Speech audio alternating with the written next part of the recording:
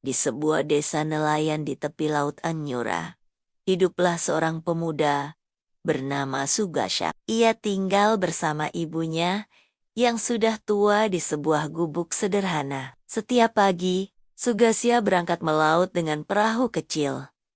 Ia rajin, jujur, dan penyayang. Suatu pagi, ia melihat anak-anak bermain kasar dengan seekor kura-kura tua. "Jangan sakiti hewan itu," teriak Sugasha. Anak-anak itu kabur, ketakutan. Ia kemudian mengelus kepala kura-kura itu dan berkata lembut, "Kasihan kau.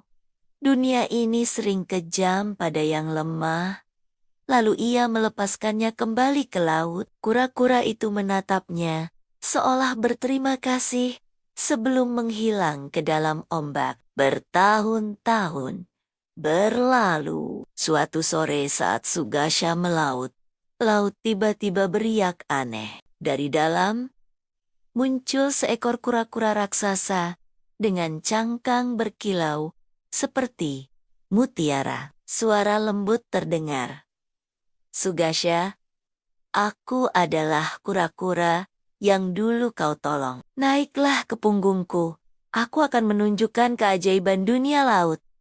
Sugasha tertegun, lalu menaikinya.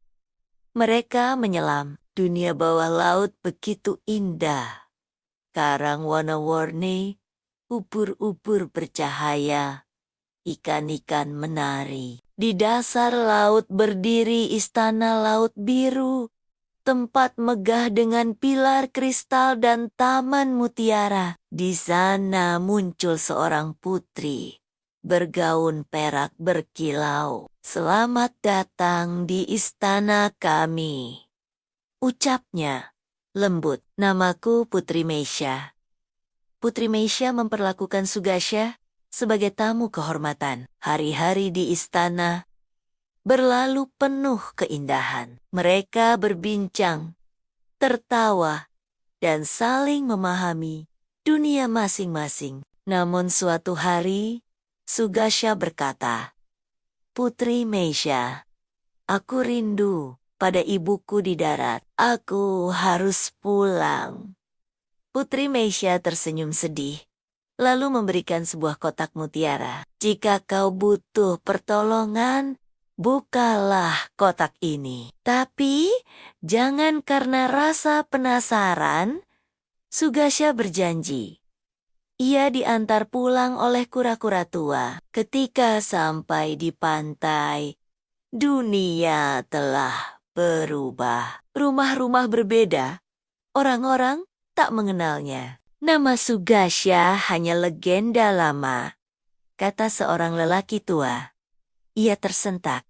Waktu telah berlalu 100 tahun. Dengan hati hancur, ia membuka kotak mutiara itu. Asap putih keluar, dan seketika tubuhnya menua.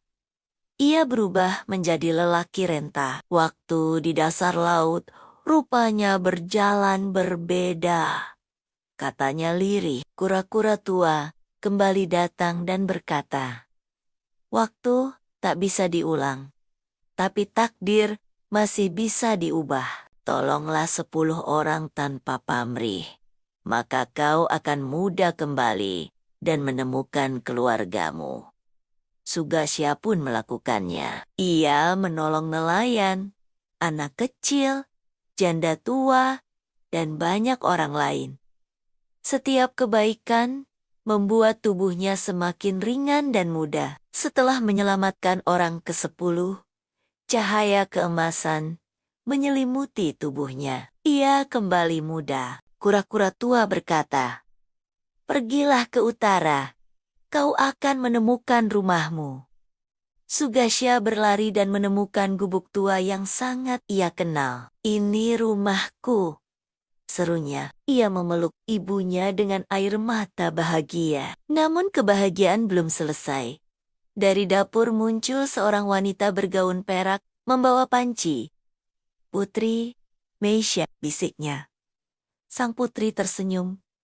"Laut mengizinkanku datang ke dunia manusia. Aku menepati janjiku." Ternyata, selama Sugasha menghilang, Putri Meisha telah menjaga ibunya. Akhirnya mereka menikah di tepi pantai. Penduduk desa datang membawa bunga dan hasil laut. Kura-kura tua muncul di permukaan ombak, tersenyum bahagia di tengah pesta putri.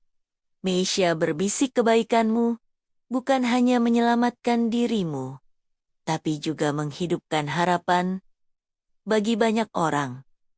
Sugasha menatap laut biru dan berkata, waktu bisa merampas segalanya, tapi tidak bisa mengambil kebaikan. Dan sejak hari itu, nama Sugasha dikenang oleh seluruh desa Anyura sebagai pemuda yang menolong dunia dengan hatinya. Dongeng Hikmah Nusantara.